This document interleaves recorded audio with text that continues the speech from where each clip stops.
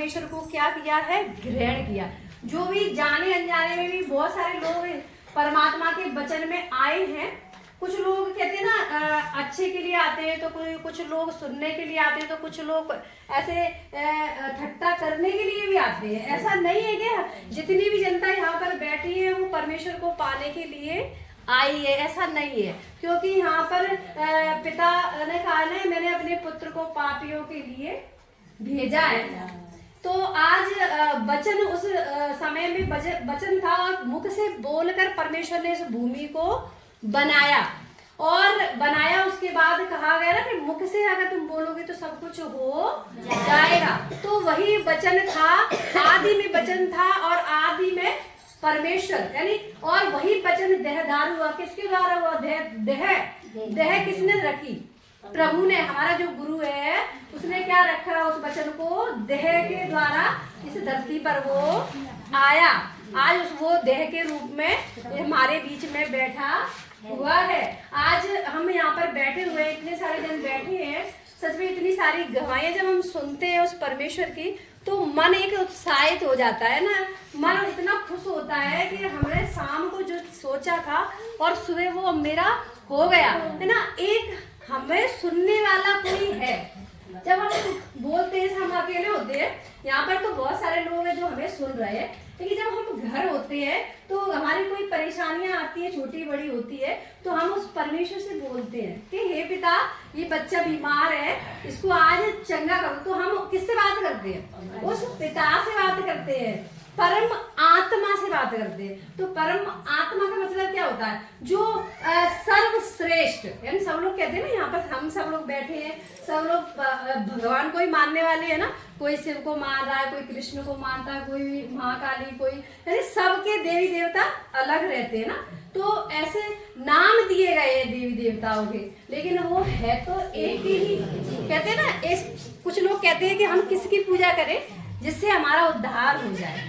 तो यहाँ पर पिता कहता है कि जैसे कि तुम हो, मैं हूं, तो मैं आज अपनी माँ के लिए बेटी हूँ, और भाई के लिए क्या हूँ? बहन हूँ, और बेटे के लिए माँ हूँ मैं, और ससुराल में मैं बहू हूँ।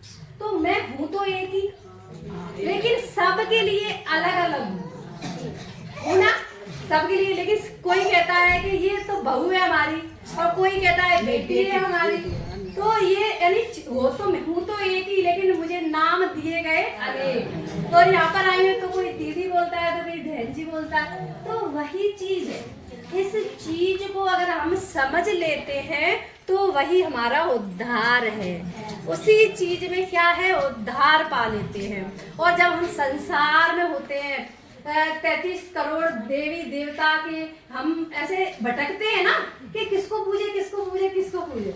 तो ऐसे पूजते पूजते ही हमारी पूरी जिंदगी निकल जाती है, लेकिन हम उस परमात्मा को पा नहीं पाते हैं। क्यों नहीं पाते हैं? जो हमें पता ही नहीं होता है कि परमात्मा क्या चीज है। हम तो कहेंगे, कोई कहेगा हमारे घर के देवी देवता परेशान कर रहे हैं, तो कोई कहेगा कोई माता का हमने बोल दिया, कोई कहेगा हमने रामायण का बोल दिया, तो हमने ये काम, कोई भागवत का बोल दिया, लेकिन हमने कोई भी काम संपन्न नहीं कर पाया। लेकिन हमारी जिंदगी तो ऐसे ही निकल गई और ऐसे ही हम चले जाते हैं। तो कहते हैं ना कि स्वर्ग और नर्क। तो यहाँ पर जो हम लोग बैठे हैं, तो कहाँ पर बैठे हैं? स्वर्ग में बैठे हुए। क्यों बैठे हुए? क्योंकि यहाँ पर शांति है। आज यहाँ पर कोई भी आवाज नहीं कर रहा है ना, बोल नहीं रहा है। क्यों? क्योंकि उनका ध्यान पूरा परमात्मा पर है, क्योंकि वो सुनना चाहते हैं कि कुछ हमें ऐसा प्राप्त हो जाए। यानी हम भले अपने घर के उद्धार के लिए आए, घर के सुख शांति के लिए आए, लेकिन है ना, क्या बोलते हैं ना, लेकिन क्या है, कुछ किसी ना किसी बहाने से हम उस परमात्मा के पास आए। आज हम इतने सारे लोग यहाँ पर बैठे हैं, तो इतनी दूर दूर से भी आए हैं। जैसे कि बहुत सारे लोग काफी दूर से आए, जिनको आने के लिए भी परेशानी है ना। जैसे नहीं, काफी बार क्या होता है कि वो बार बार सोचते हैं कि हम सत्संग में जाएं, लेकिन हम सत्संग में नहीं पहुंच पाते।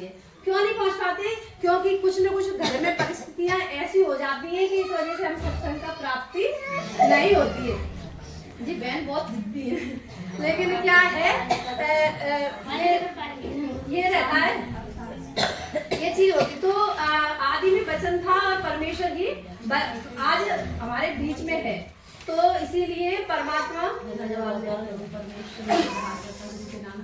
तो इसीलिए परमात्मा हर एक जन को, जैसे कि हम परमात्मा में आते हैं तो दुष्ट आत्माएं हमें परेशान करती है। किसके द्वारा?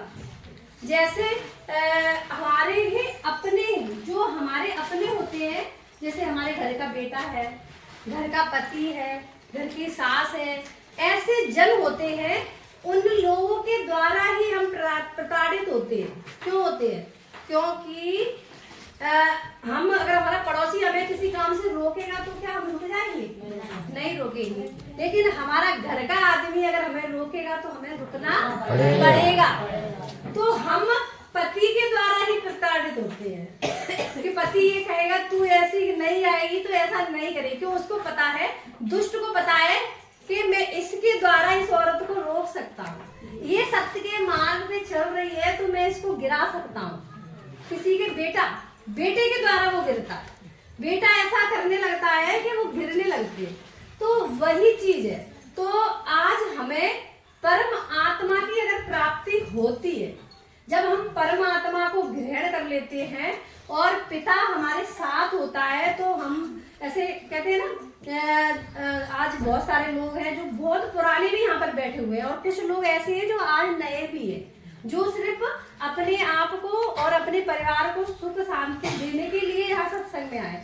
लेकिन जब हम परमेश्वर को ग्रहण कर लेते हैं तो पिता ने क्या कहा है? जिसने मेरा अंगीकार किया। अंगीकार का मतलब मैंने पहले भी बताया बहुत जन को, अंगीकार का मतलब होता है अंगीकार, अंगी मिस शरीर और कार मिस कपड़ा, जिसको हमने पहनना।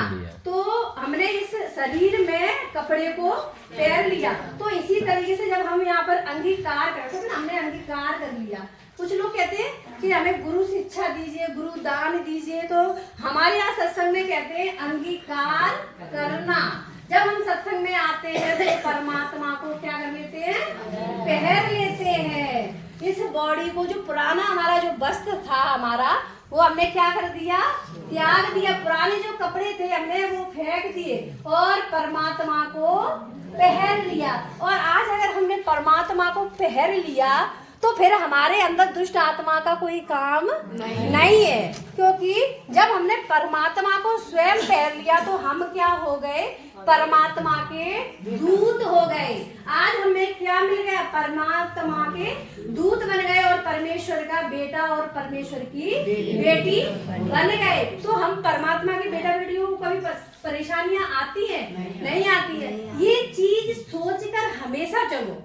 ये मत सोचो कि आज हमारे घर में, जैसे खड़ेरी से हमने अभी गवाही दी थी, कहा था कि हमारे सब कह रहे हैं कि तू तो डुकराए मार लेगी तब कर लेगी, है ऐसे बोल रहे। तो उनको ये समझ नहीं है ना, तो वो बोल रहे हैं। लेकिन हमको तो समझ है ना, हम परमेश्वर के बेटा और बेटियां हैं।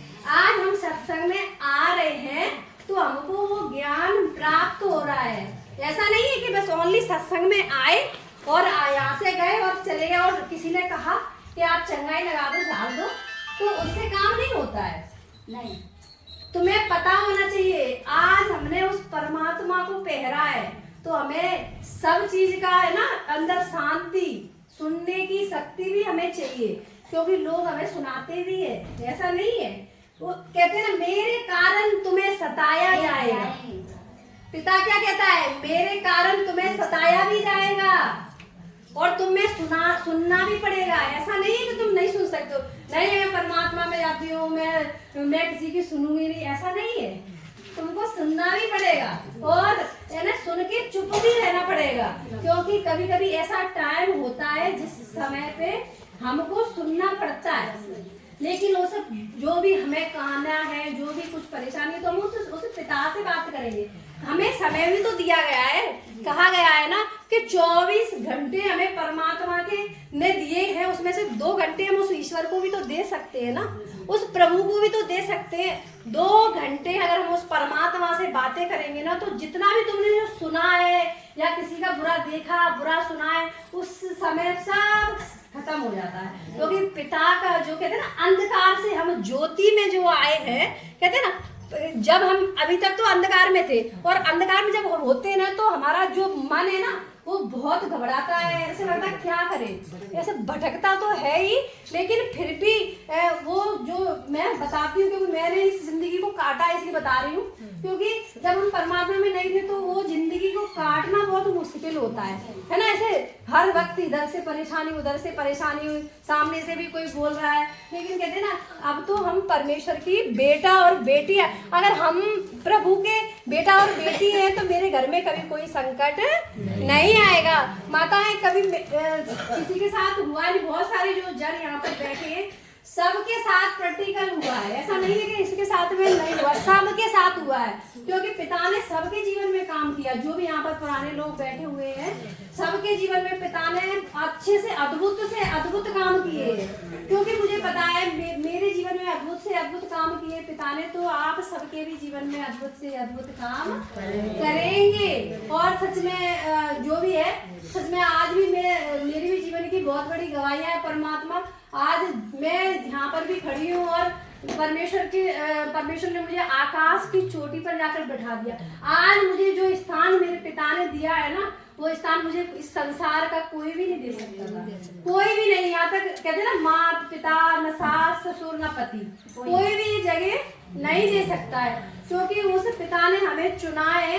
तो सच में एक कुछ ना कुछ उसमें रहस्य है कि आज परमेश्वर ने जैसे सोनू जी को चुना है, गीता जी को चुना है, शारदा जी को चुना है, तो जरूर न जरूर उसके अंदर कुछ ना कुछ है, तभी चुना है। और कहते हैं ना कि मन का भटकना, जैसे कि हाँ, मैं बहुत दिन हो गई, मुझे सब कुछ मिल गया, आज मेरे जीवन में कोई भी परेशानी नहीं है, पिता ने मेरे जीवन में सब कुछ दे दिया, तो रोगों से तो मुक्त है, कभी डॉक्टर का मुंह नहीं देखा आज तक, और पिता कभी दिखाए भी ना।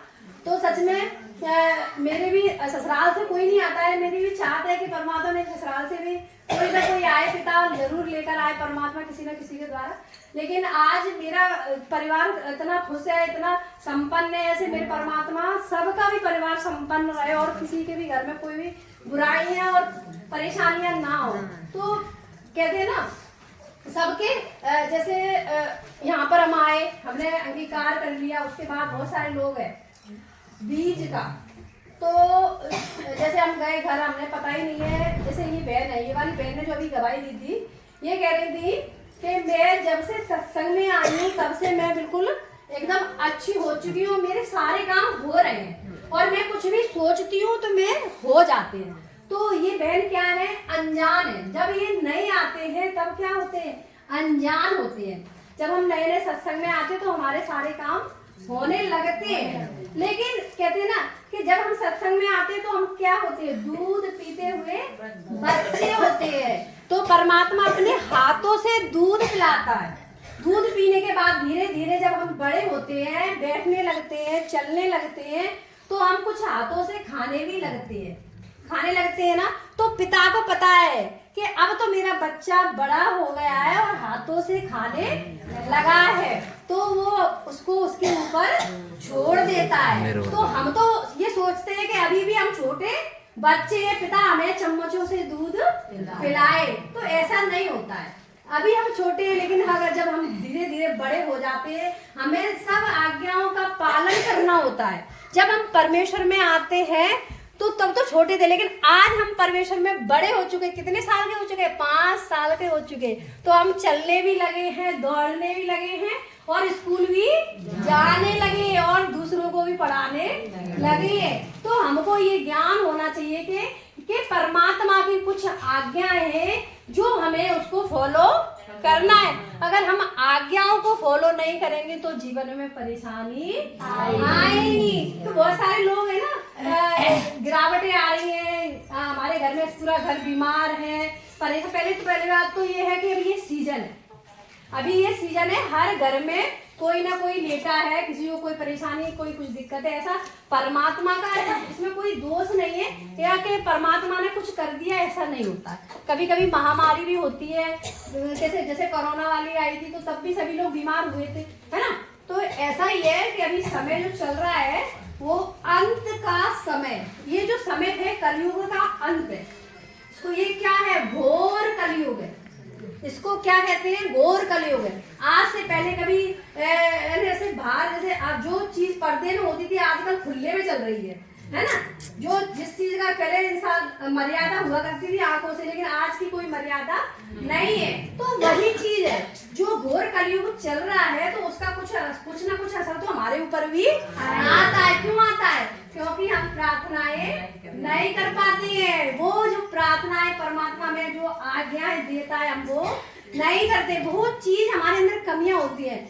ऐसा नहीं है कि परमात्मा, जैसे बहुत सारे लोग परमात्मा पे दोष लगाते हैं कि हम तो बहुत परेशान हैं जी, वो देखो सत्संग में हम चलते हैं तो बहुत सारी बातें होती हैं और बहुत लोग बातें भी करते हैं और यहाँ पर बैठ के भी बहुत सारी बातें करते हैं, है ना। तो जो गवाहियां हैं उसको तो कोई यानी गर्व भरी गवाही नहीं दे पाते, लेकिन किसी को घर में अगर कोई परेशानी हो जाए तो खड़े होकर तुरंत कहेंगे कि हमारे घर में जी वाली विपदा आ चुकी है। तो यहाँ पर हम चाहत रखेंगे, जैसे हम यहाँ पर आए सत्संग में, तो सत्संग का एक नियम रहता है, 2 घंटे का सत्संग है तो 2 घंटे हमें शांति से बैठना है। और जो भी अपने छोटे बच्चों को लेकर आते हैं तो जैसे अंदर ना बैठे, बाहर की साइड बैठे, जिसको बच्चे को भी हवा लगे और अपन खड़े होके भी जा सकते हैं। अंदर से हम बाहर जाने में प्रॉब्लम होती है, तो बच्चे वाले तो बाहर की साइड बैठे, इससे कि उनको दिक्कत ना पड़े और सत्संग वालों को भी दिक्कत ना पड़े। और ये समय बहुत कीमती है, ये 2 घंटे का समय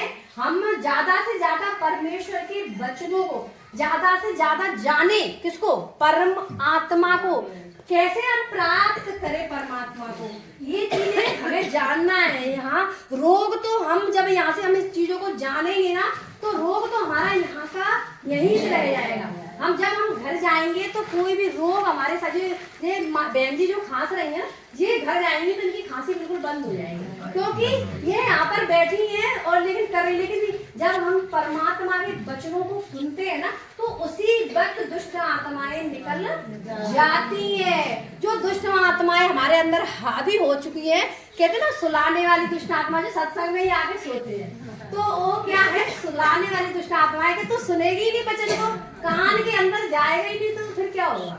तो वही चीज है कि बहुत सारी बहनें, बहुत सारी माताएं जिनको एक आधी ही है, बहुत लोग नहीं है, एक आधी ही जन है जो सोएगा नहीं। तो यहाँ सत्संग में कोई भी नहीं सोता।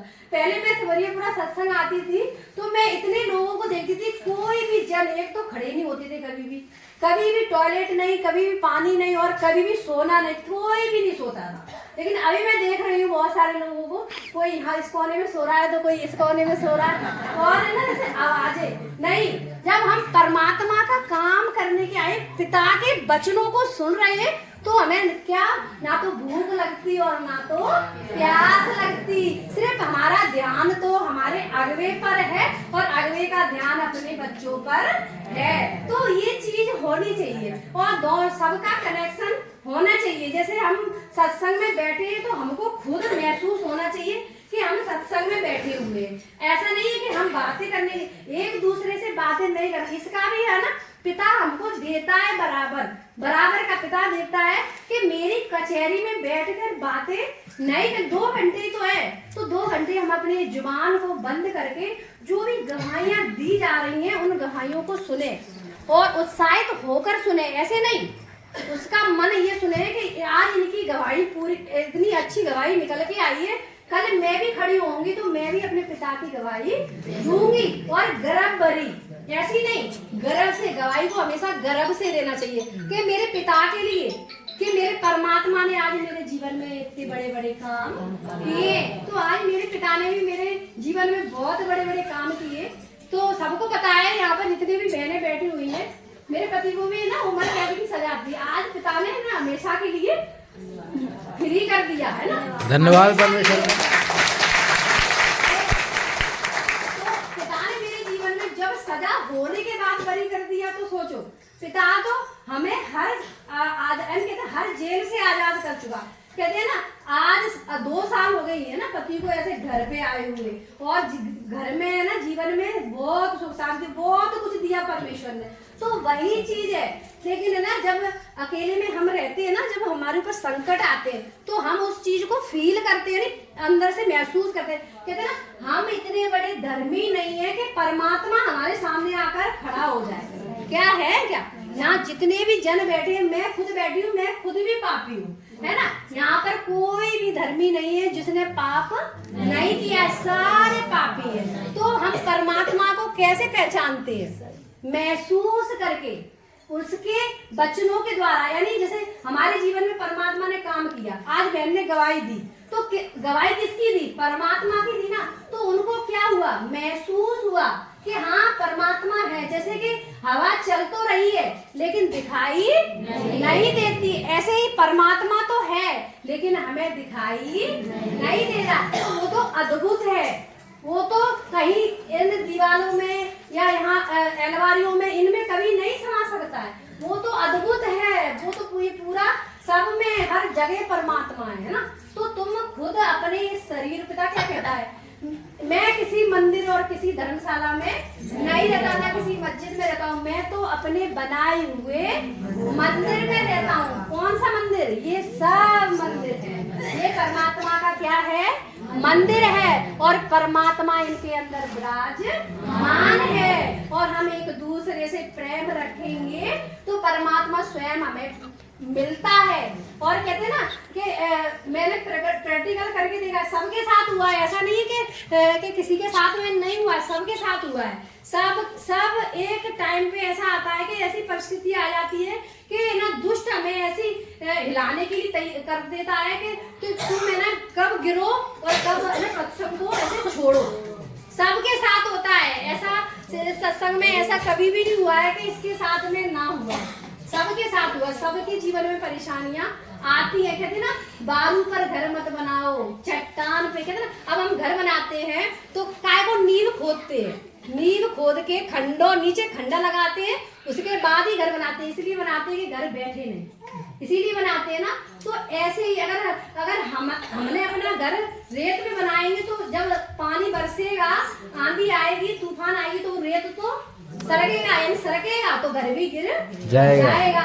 तो ऐसे ही अपने इस घर को जो हमने इस परमात्मा के लिए बनाया है, अपनी जो विश्वास बनाया है, उसको रेत की तरह मत बनाओ, चट्टान की खंडे की तरह बनाओ जो कभी भी गिरे नहीं। तो हमेशा ये परिस्थितियां आएंगी लेकिन परिस्थितियों को लड़ने की शक्ति वो परमात्मा देता है।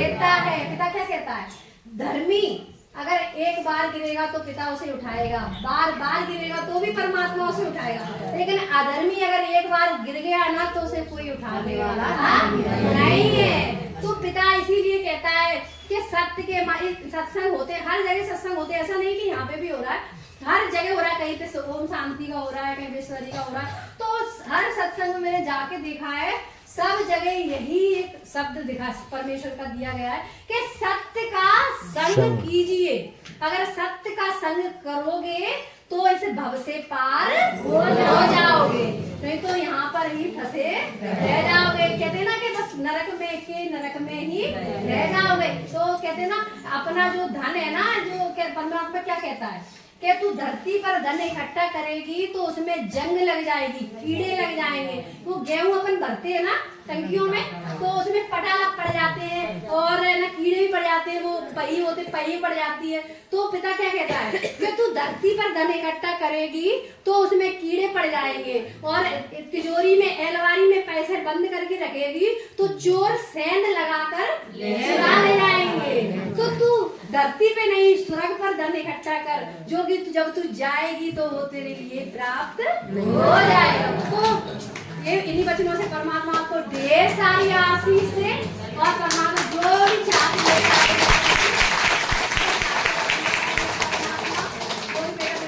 बैठे हुए हैं मेरे परमेश्वर, जिनने भी तेरे वचन को सुना है मेरे प्रभु, सच में मेरे परमात्मा उनकी जो भी चाहते हैं मेरे परमेश्वर, सारी बीमारियां अभी से भी यहाँ निकल चुकी है प्रभु। जो भी बेटा बेटी यहाँ पर बैठे हुए हैं, जिसके भी घर में दुष्ट आत्माएं मेरे परमात्मा, आप इनके साथ दूतों के साथ जाना मेरे प्रभु तेरा धन्यवाद।